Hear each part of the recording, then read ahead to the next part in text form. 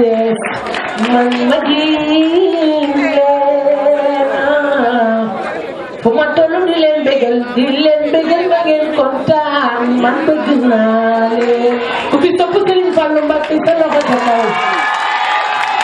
xam ngeen ni mooy Sénégal ndey bu sa baay Mbacké lii la réew mi taamu Xaadim Rasuul baayam ñoom yaa ko ngi ñëwoon mi ngi Mbacké baari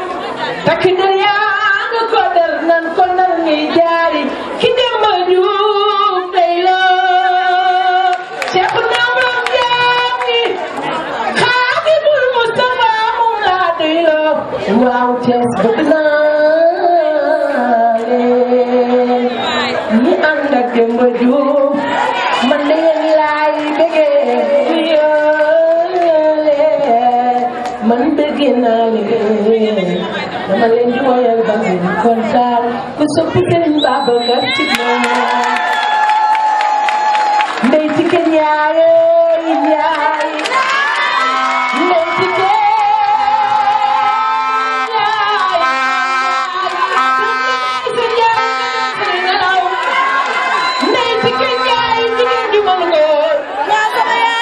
waaw ndey ci kenn neexu leen yéen jigéen ñi ndey ci kenn neexu leen wax leen ndey ci kenn lay woo surtout amu leen ndey ci kenn lay di waaw waay ni kenn bañ ko ndey ci kenn lay woo waaw waay ni kenn bañ ko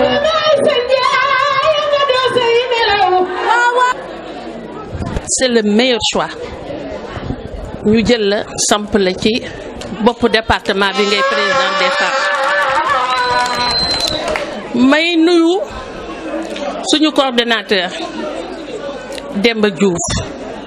muy nit ku baax muy nit ku mën a jox jigéen considération muy nit koo xam ni parfois day fàtte boppam pour ñun ñu mën a émerger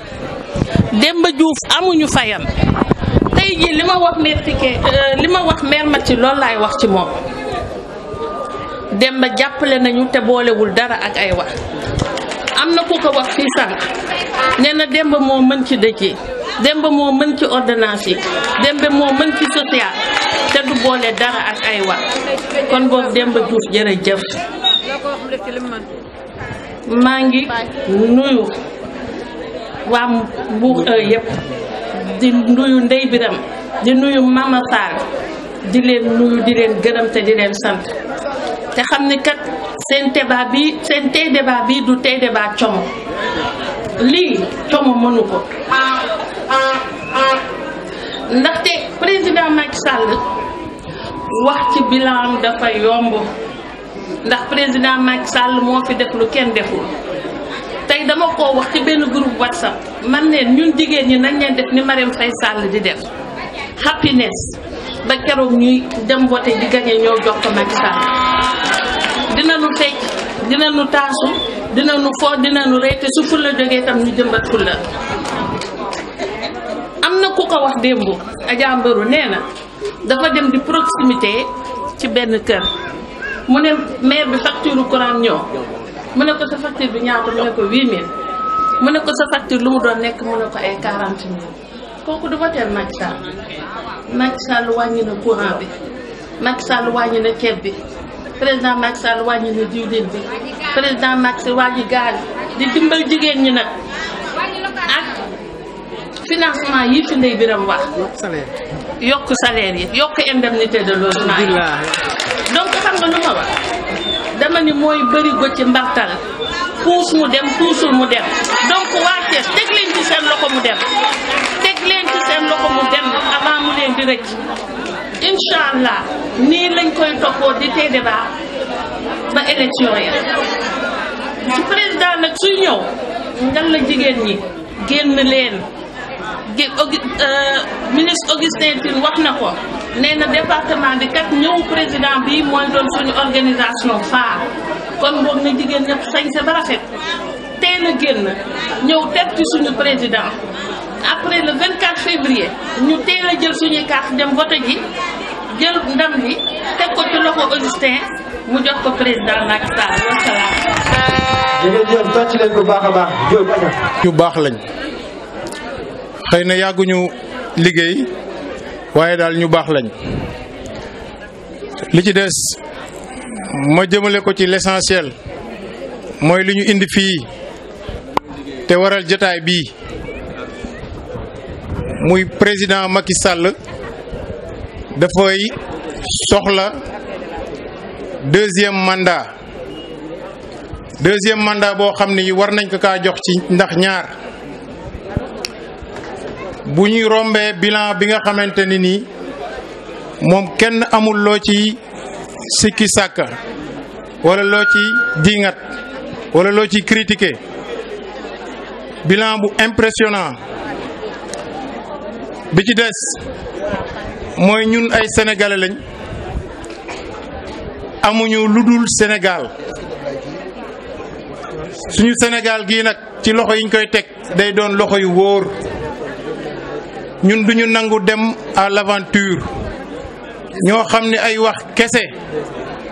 lañ fi nekkee duñ leen jox suñu réew ñoo xamante ni ay xale yu ndaw amuñu yar amuñu teggin duñ leen jox suñu réew mii Sénégal nag dafa am lu fi xew damay dégg suñu sœur Ndeye Tické di ko wax ne Macky Sall daf ñoo jig dëgg la daf ñoo jig ndaxte bi mu fi toogee ci la fi pétrole bi xew gaz bi xew fi leneen ak leneen xew fi loolu fi xew yépp nag tax na ku ci nekk rek xëy na sa appétit aiguisé wu na nga jàpp ni war ngaa mën a ñëw taxaw laaj réew mi ñu jox la ko waaye ñun ñoo bañ duñ ko def réew mi ki nga xamante ni moom la ñu xam moom lañ gis mu liggéey. war nañ koo mën a renverser nag ndax nit ñi dofuñu yeewu nañ bu baax xàmmee nañ ràññee nañ kon damay invité waat ñëpp rek ñi fi toog taxuñu may wax waaye ku ci nekk boo demee ci sa mbokk ci sa xarit nga yee ko mu yeewu xam li xew ci dëkk bi. Coordonnateur Demba Diouf inchallah rabbi au soir du 24 juillet la commune de Thiès Ouest pour victoire bi ñuy am Thiès du des gannaaw kon yaakaar dina am xel dina dal kon ñun ñi féete ndaw ñu ngi leen di garantie ñun ñi féete ndaw ñu ngi leen di jox seen cër xam ni nekk leen ci terrain bi allez voter massivement on va vous sécuriser surtout dinañ leen yee wax ak yéen parce que élection bi li war a fal Macky Sall mooy ndaw ñi te ndaw bu ci ne ñun ñu ngi lay ñaax nga dem jàpp sa loxo waajur muy sa yaay muy sa papa ñu dem voté ji ngir jàmm ñu dem voté ji ngir lu développé Sénégal ñu dem voté ji ngir lu bare loo xam ni Sénégal lu bii di ñëw ak Macky Sall ci 5 ans yi di ñëw mooy dàq kon ndaw ñooñu qu'on soit réveillé bu ñu bokk ci ndaw ñi ñuy utiliser lu xew Tambacounda ñu koy def di attaquer la mouvance présidentielle kon loolu na des gannaaw te ba tey ji population thiessoise bi dañoo yeewu ba tey Thiès y a aucune violence kon nit ñi pare nañ jox nañ nopp le président de la République Macky Sall kon loolu ci des c'est à nous de le concrétiser loolu ci des ñu ñoo ko war a wane jàppoo liggéey incha allahu rabbi ñoo am ndam ñu ngi nuyu coordination bi yëpp bi fi teew bu commune ouest bi ñoom dana ba suñu père Amath ñoom ñëpp ñu ngi leen di nuyu le doyen Kane merci beaucoup incha allah. dégguma leen de suma maam dafa am lu ma waxoon mu ni ma ki gën a iñaan si nit ñi mooy ki nekk bu nekk asalaamaaleykum du fayu asalaamaaleykum mbokki Thiès balaa may wax nag dama bëgg ngeen jug yéen ñëpp ngeen may ma rek 30 secondes ngeen tàccul ma Demba Diouf mi ngi toog 30 secondes rek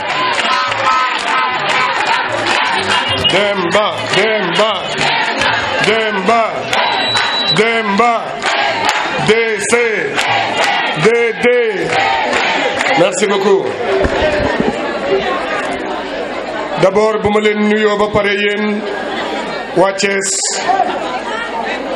di nuyu sunu ñi nga xam ne tey ñoo ma invité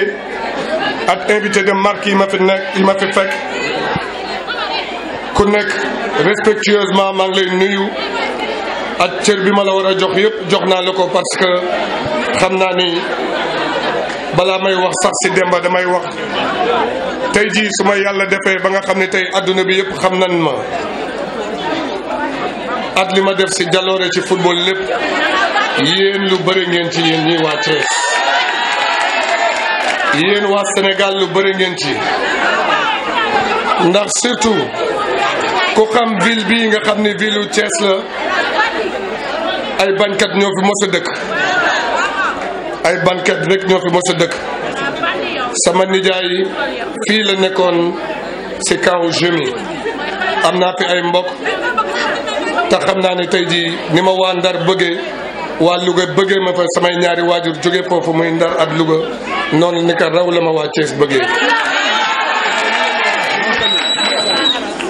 su ma paree nag ci loolu damay ñëw ki nga xam ne tey jii yàlla moo nu boole bi nu xamante yàggul waaye li ma ñor ci moom Europe la ñu xamante muy Demba Diouf mi toog fii ñu xamante Europe mu fekk ma ci benn restaurant waxtaanam yépp mooy Thiès jëm kanam te su ma waxul woon Thiès waxuma Sénégal tamit dama koy jàppee fans na ñeneen ñi rek dem suma yoon mais dama ni yéen waa koñ bi laay waxal yéen waa Thiès Demba mi bu ngeen àndalee moom ndagam yàlla DC rek la ko def alalem yëpp mu koy bokk ak yéen suba bu koy yàlla joxee poste bu raaye bu gën a mag du lekk bàyyi leen du naan bàyyi leen te ñii fi toog ak Demba tamit dañuy waxante dëgg rek man lu kenn sañul wax ndax man maa koy wax xam ngeen lu tax ndax dëkk bi ku ma fi gënul gënuma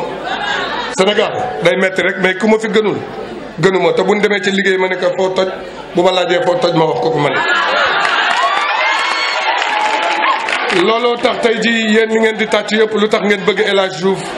ndax résultat ndax man sama yoon nekkul di xool sama gannaaw résultat laa xam ngeen lan mooy résultat Sénégal day jouer de France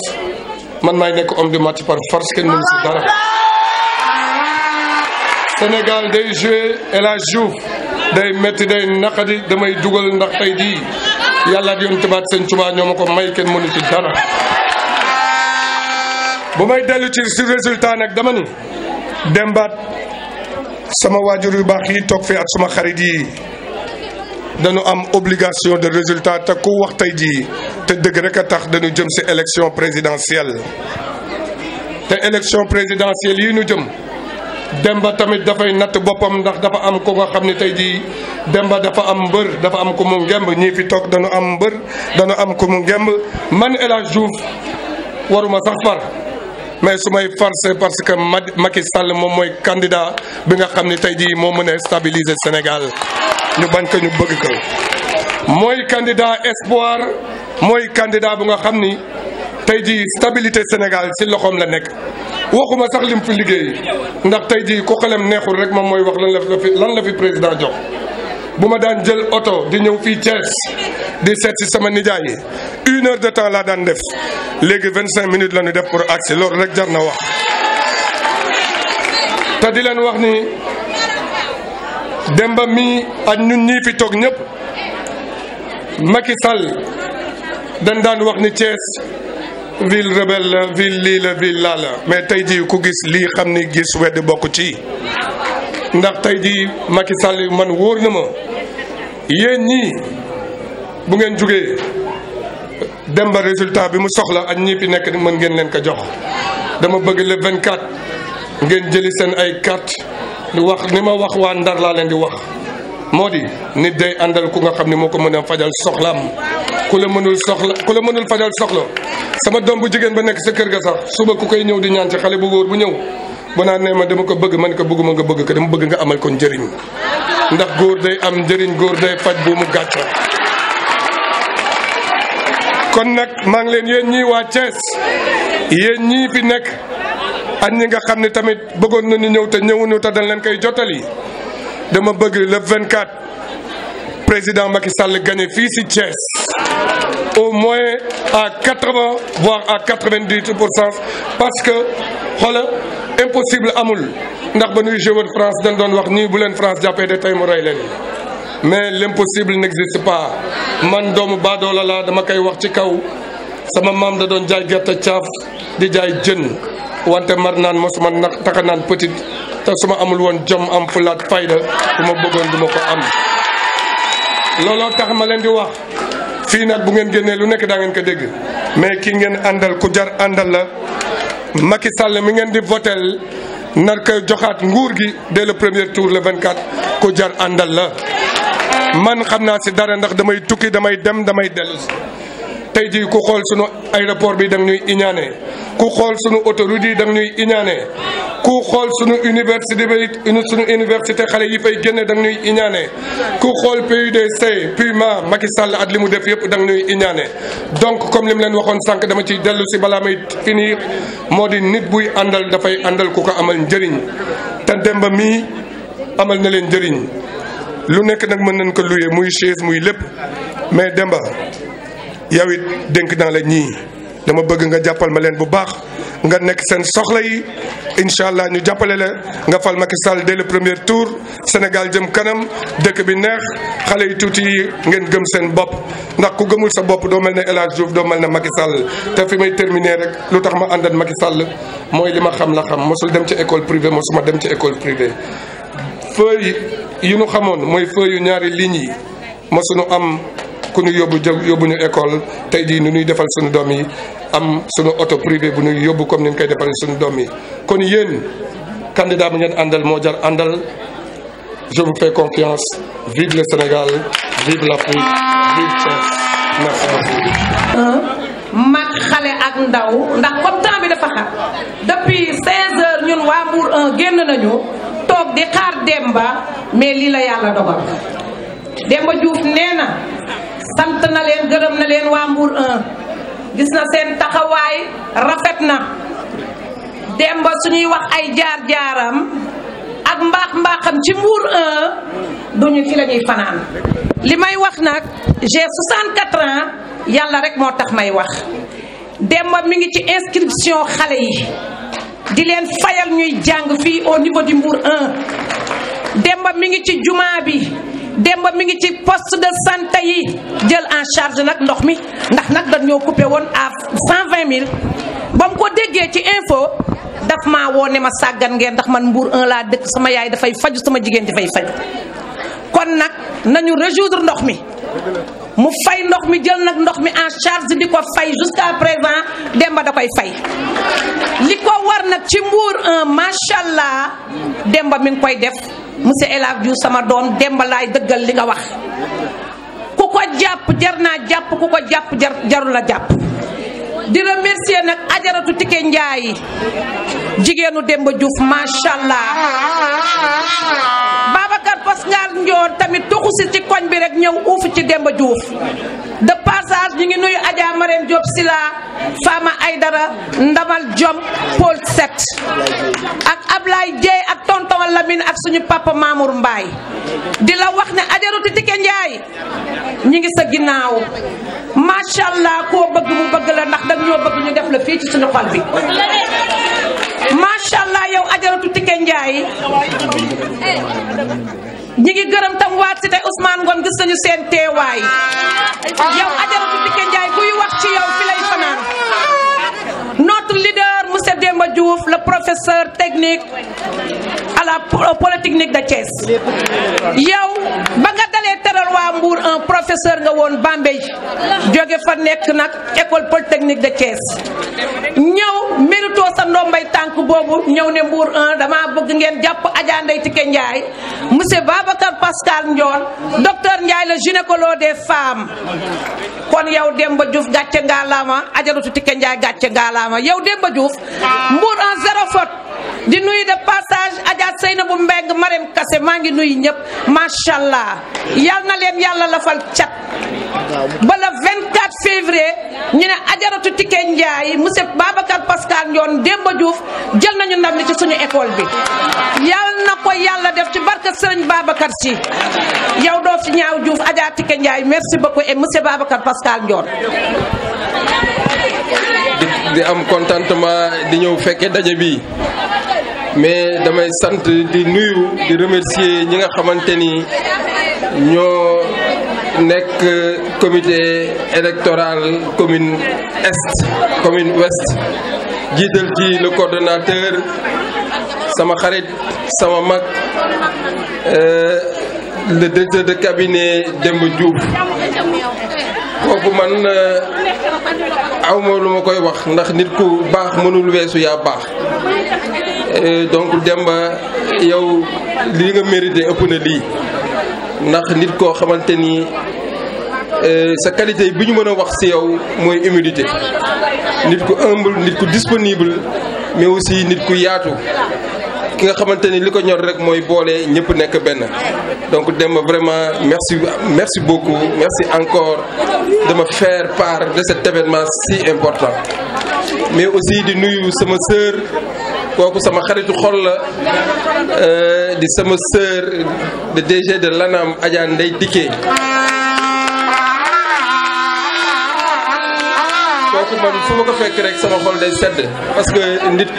nit ku sell nit ku set nit ku xolam leer man sa dama ni woon man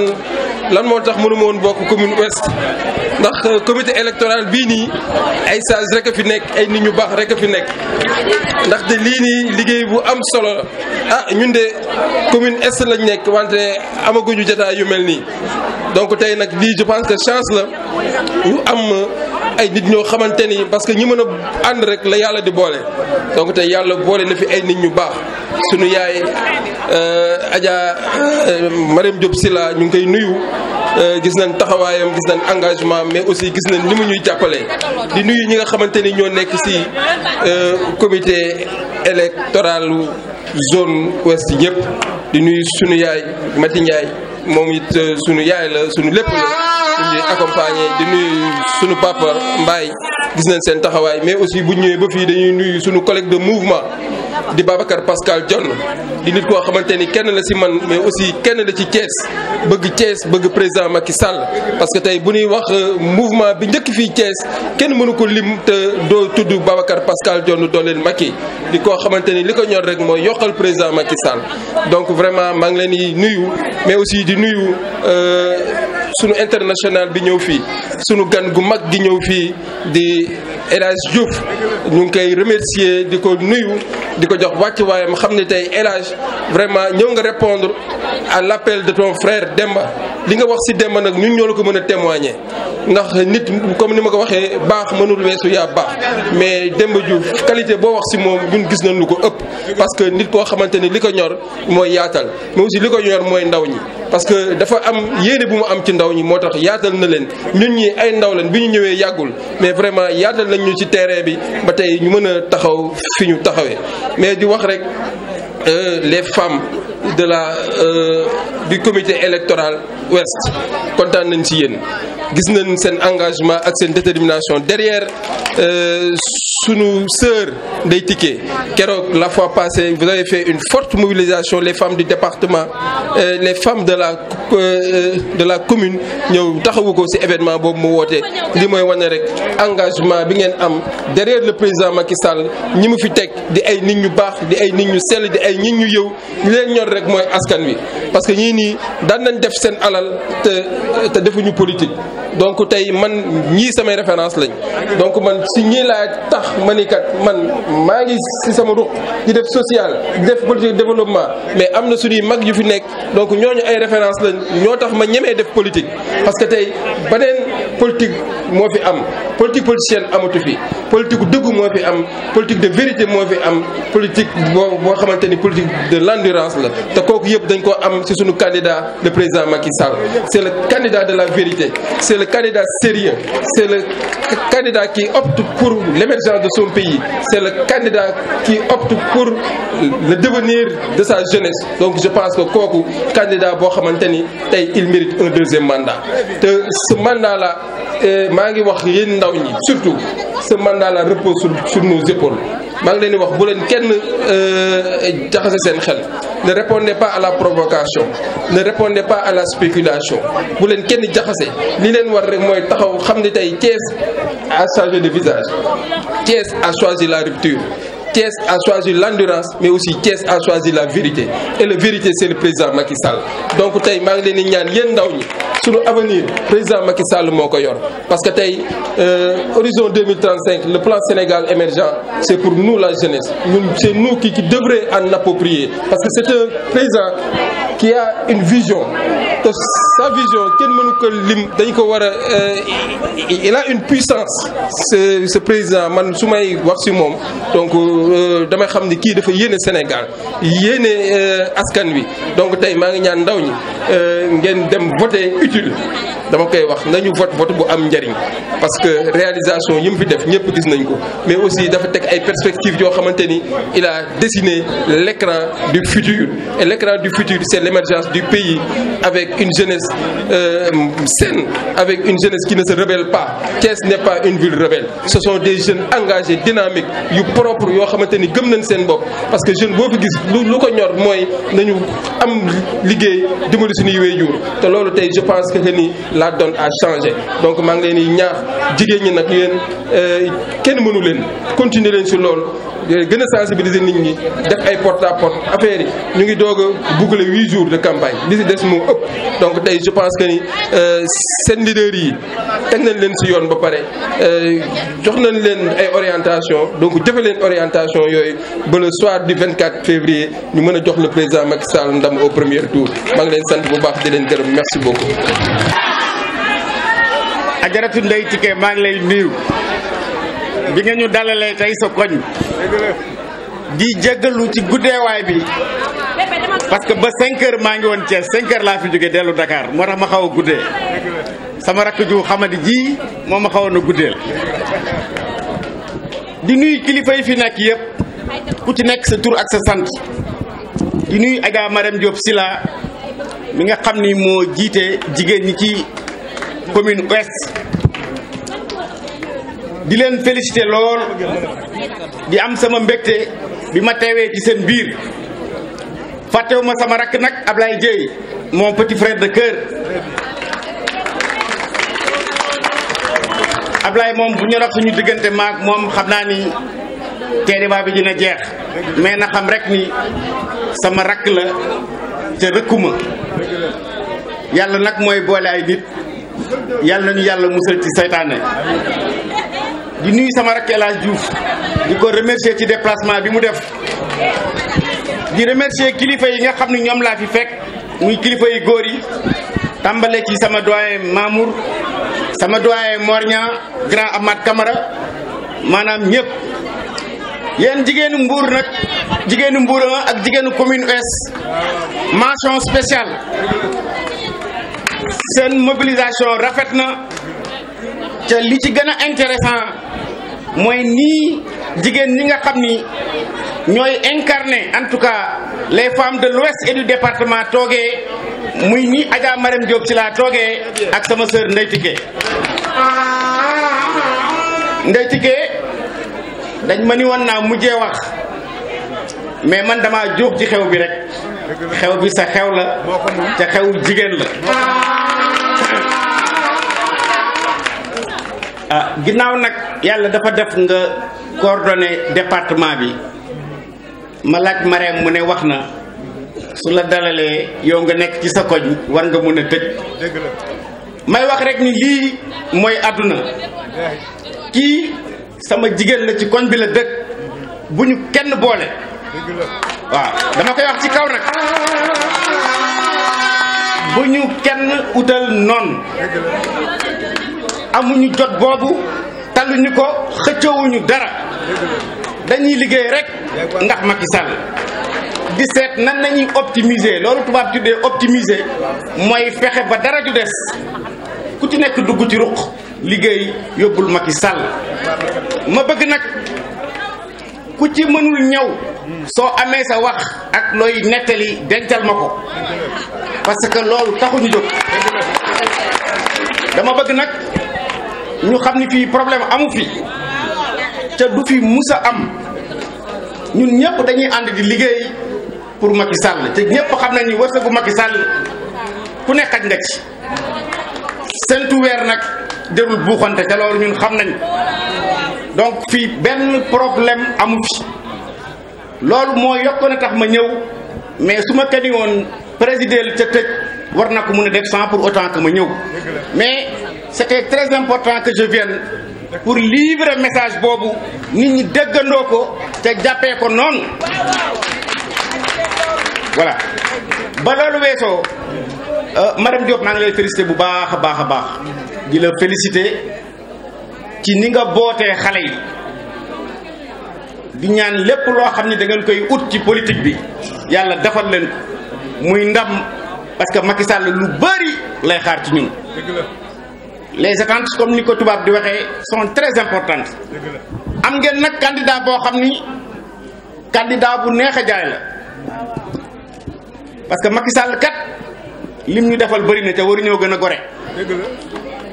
Macky Sall kat jig nañu parce que bi mu fi ñëwee nañ naan pétrole ak gaz tax na nag ñi nga xam ni politiquement ñëpp deewoon nañ dekkiwaat ba ñu déggee njiinum pétrole ku ci nekk da nga uti piqûre ñu piqûre la nga naan say comprimé bëgg a ñëw naan joxaat leen ma réew mi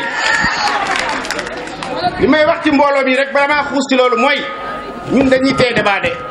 gis ngeen mbooloo mu fi teew dégg naa léegi mu am ku naan waa APR ak waa Benno Bokk Yaakaar dañuy joxe 10 000 francs pour di transporter ay nit télé yaa ngi fii bu fekkente ni am na kenn kun fi jox paas 100 francs pour que mu ñëw fii na yëkkati loxoom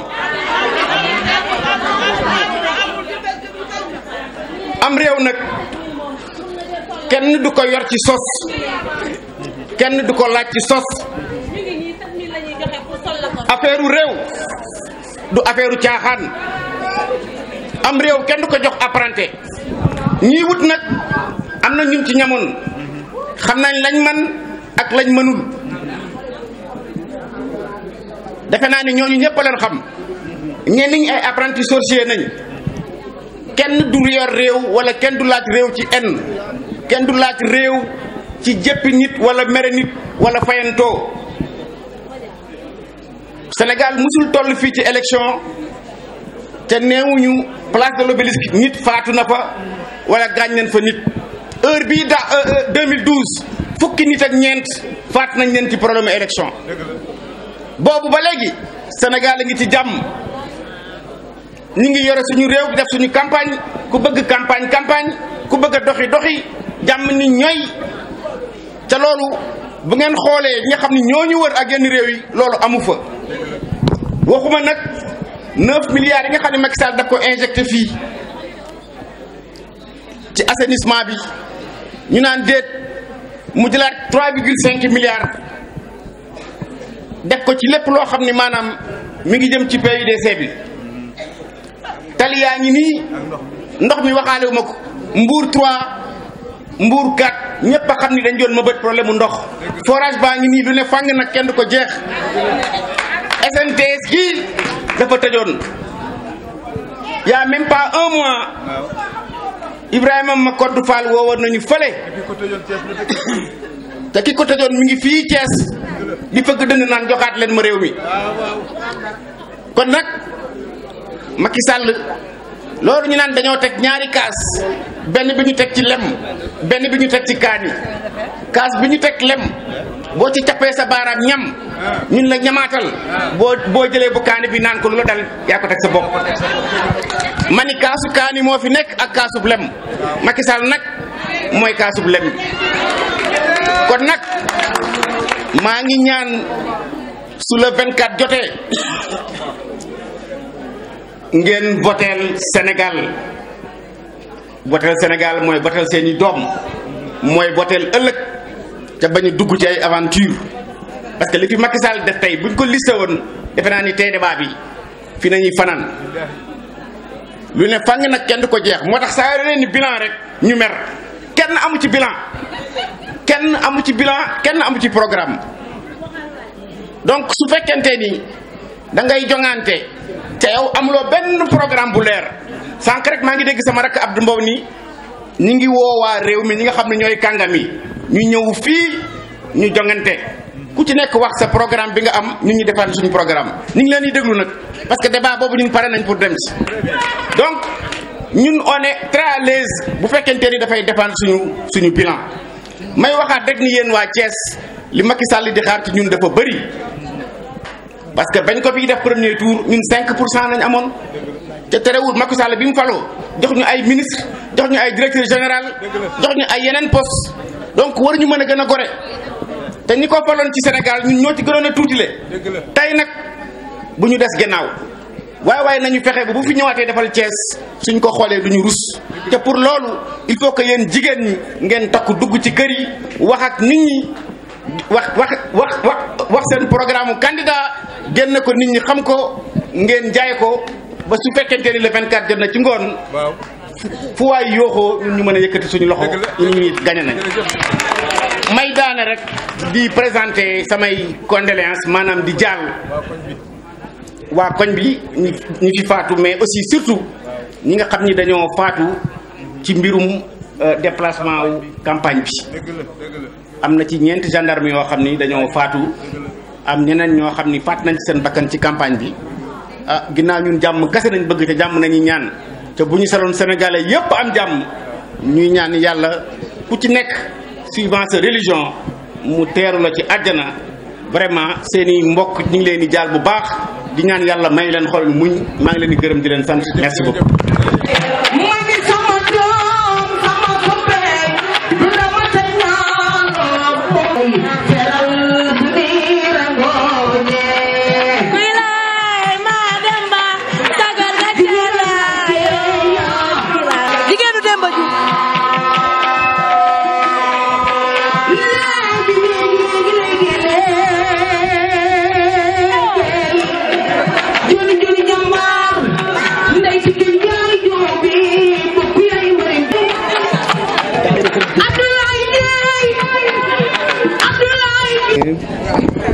Auzu billahi mina sheytaani rajim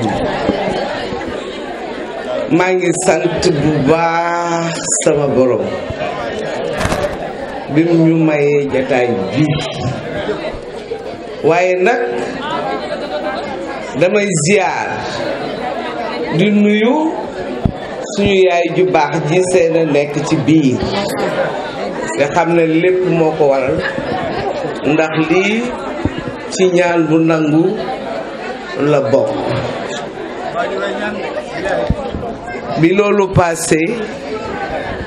maa ngi nuyul suñu coordonnateur du comité électoral de l'Ouest muy sama frère Demba Diouf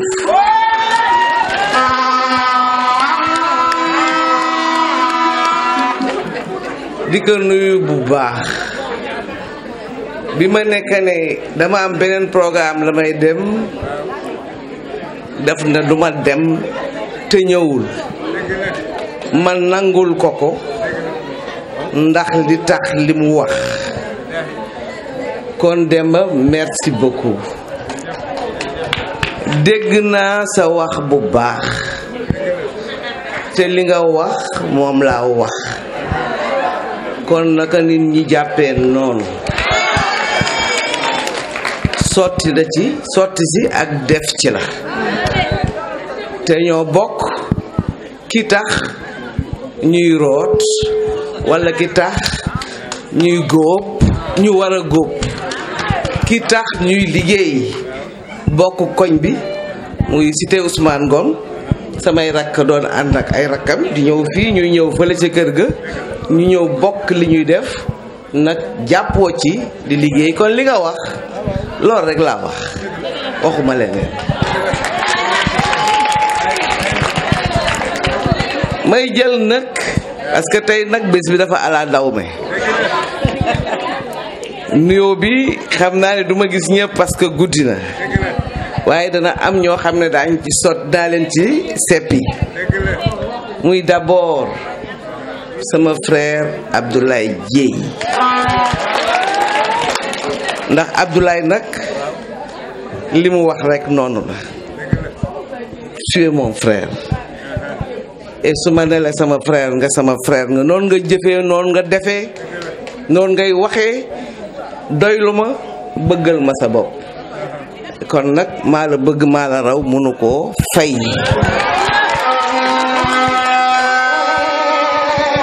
di nag ngeen may ma dinaa ñëw ci Cissé Ousmane ga waaye da ngeen am gan bu màgg tey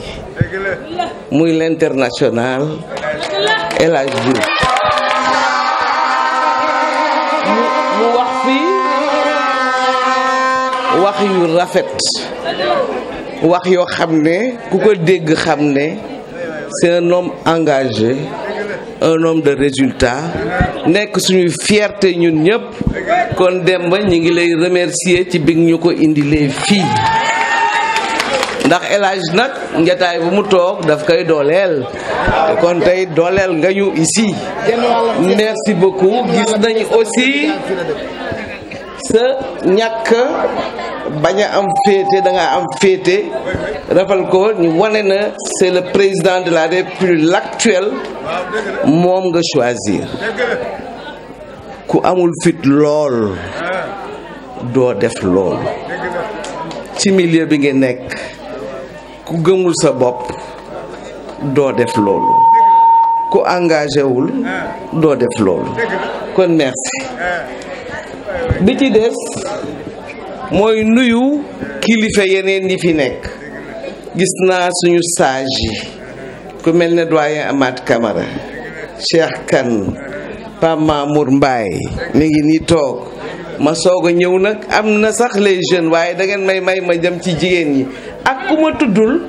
nga xam ne dama la gisul maa ngi lay nuyu bu baax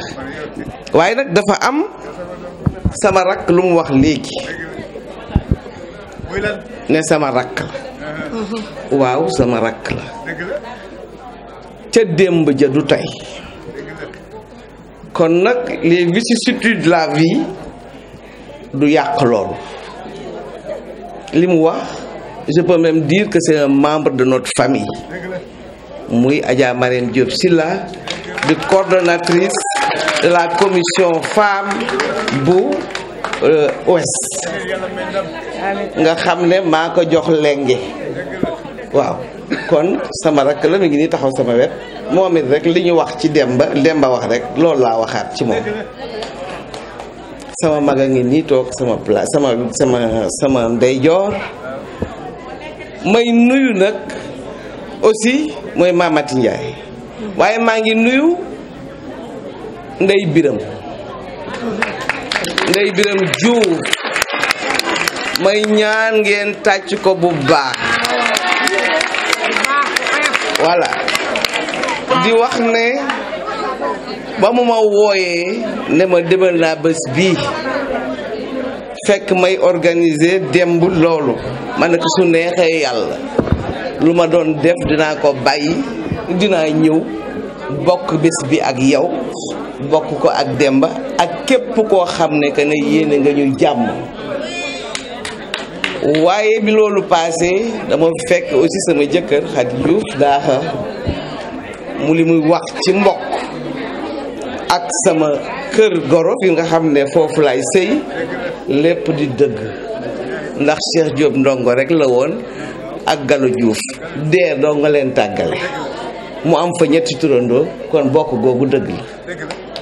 Marème maa ngi lay sargal yow sama lépp frère nga waaw dégg naa ne Adja kii ngi fi Astou Gueye Ndiaye di sama rakk bopp Biga Silla mi ngi fi Mam Mbaye mi ngi fi ñooñuy dooleel ak Adja Khady Diop Oumy Ndiac Maguette Kobar a ngi fi defe naa Maguette Diop a ngi fi de Maguette Kobar waaw nag ak Ramadem ak Kanci Lika Fall dégg naa fi Mama Fall donc ñëpp a ngi fi muy jigéen ñi nga xam ne suñu njaboot lañu waaye njabootu Demba lañu parce que Demba mooy coordonné comité électoral bi di nuyu l'artiste accompli muy Adja Daba Sey bi nga ñëwee ba ubbi xam lañ leen daan egsi na di nuyu ki doon way léegi Ndey Mbay waaw doom Papa Thioune Ndiaye c'est vrai li nga wax dëgg la waaye boole naa la ak Maram Kassé waaw kon defe naa ne yëpp sotti si ak def si rafet jotaay bi dafa rafet waaye nag damay wax ci lenn gannaaw bi ma rafetloo jotaay bi sant ñëpp gërëm ñëpp di nag rendre hommage à notre frère Demba Diouf ak ni mu ñëwee ak ni mu couleuree bés bi nii loolu dafa ñëw renforcer la Ndeye Birame mais renforcer femme yi te noonu rek la nii lañ ko bëggee nee naa leen ndaje femme rek te góor ñi nekkuñu fi day am day des waaye ndaje góor kese te jigéen ñi nekkuñu tam day des kon nii la rek les jeunes le président daf koy wax vous êtes l'avenir de ce pays et c'est la réalité hommes et femmes confondus Issa li nga wax c'est vrai samay njaboot lañu ni ñu nekkee njabootu Demba Massamba sama doom la Issa sama doom la Eloge sama doom la François sama doom la ñiy coordonné xale yi ñoom ñëpp sans compter les jeunes filles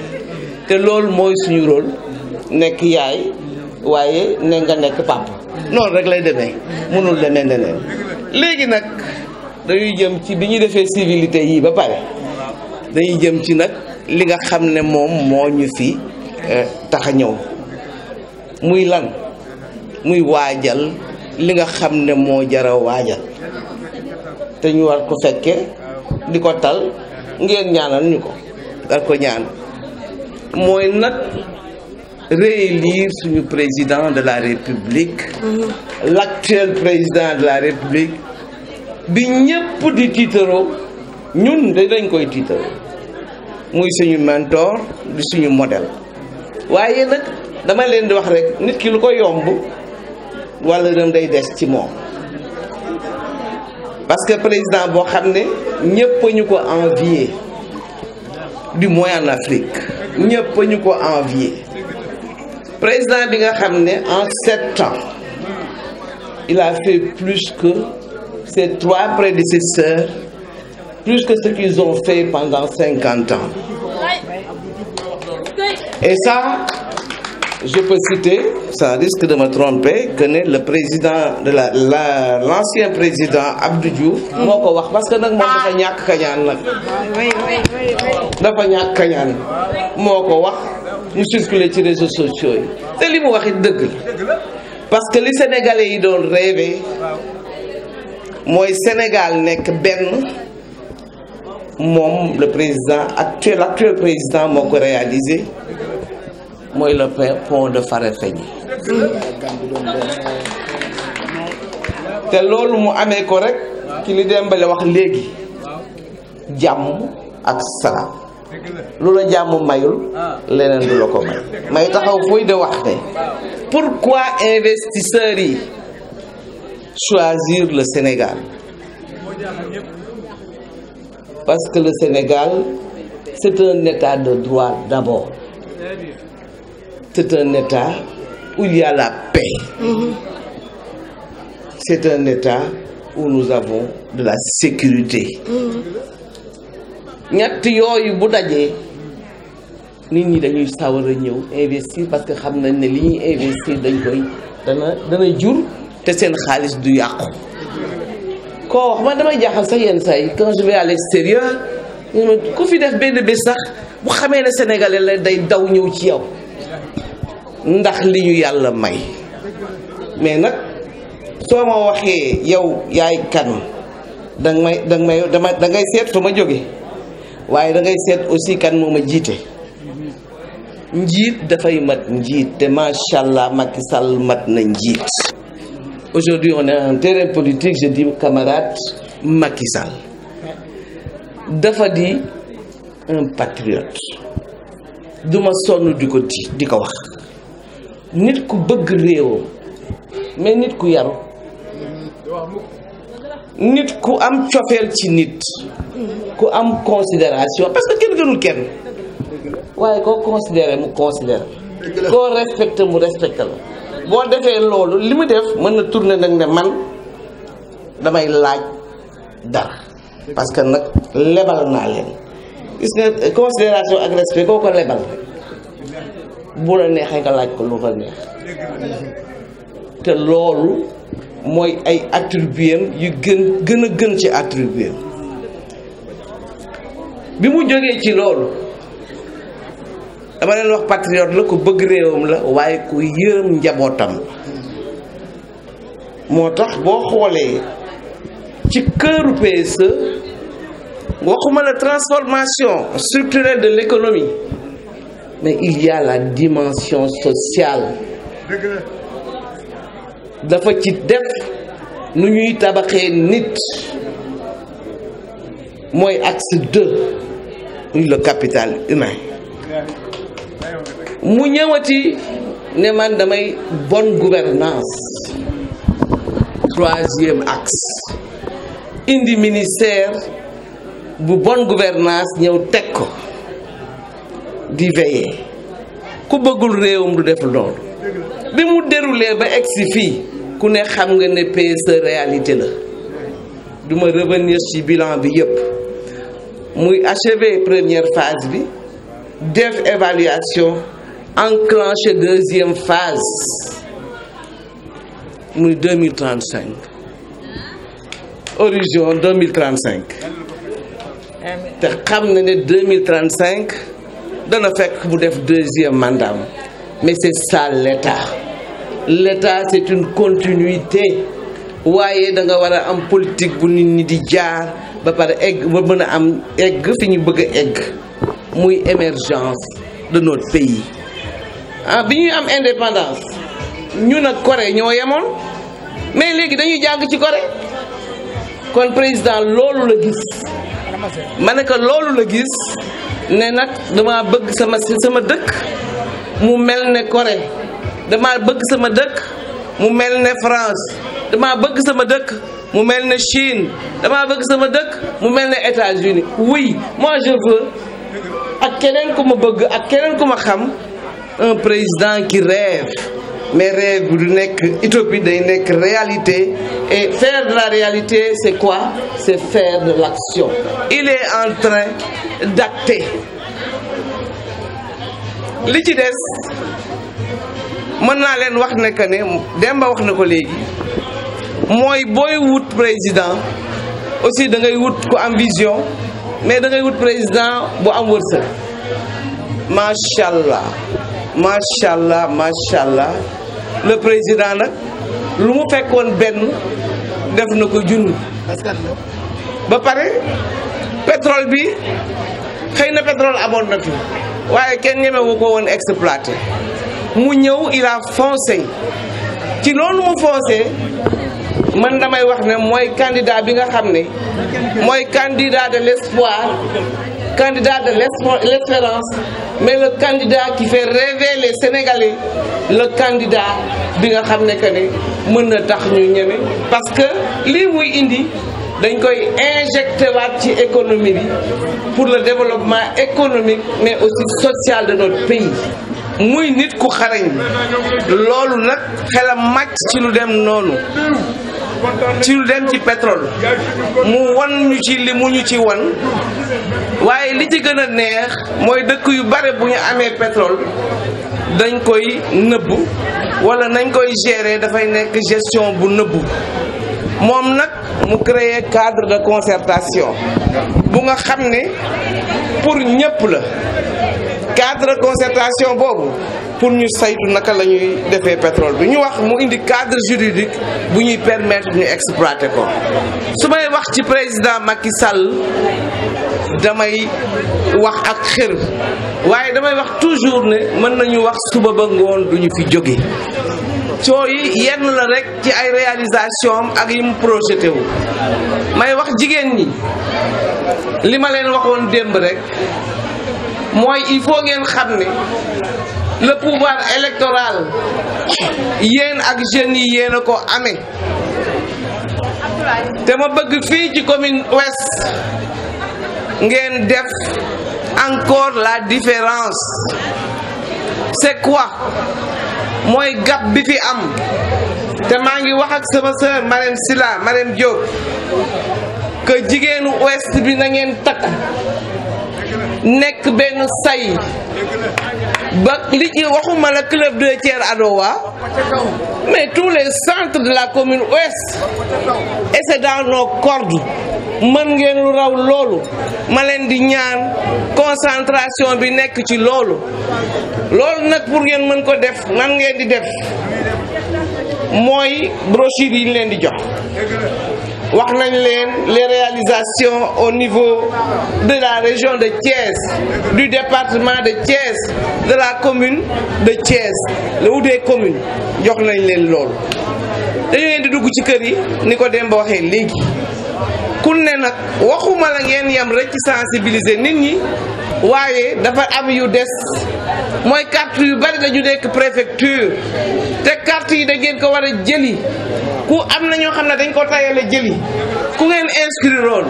ku ngeen inscrireul amul ne kii bi camp la bokk wala bee camp la bokk parce que camp amu fi dugg leen ci kër yi dimbale leen ñi nga xam ne que ne amuñ seen xam-xam màccul jëm ci loolu amuñu capacité yenn yi wala dañoo néewal ba ñu dem liggéey ñu jëli seen carte ba le 24 février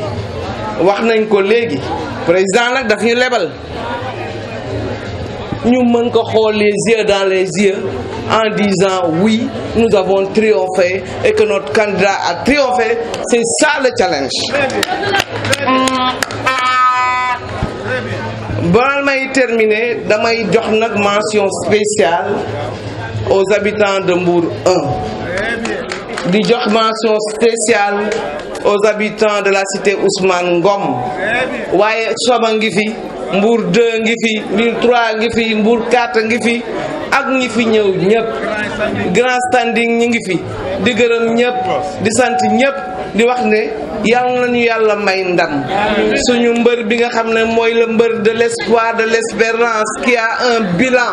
et qui a un programme yàlla na yàlla def au soir du 24 février mu nekk candidat bi nga xam ne moom la Sénégal di élire waaye que Thiès am ci contribution bu ëpp mbasalaam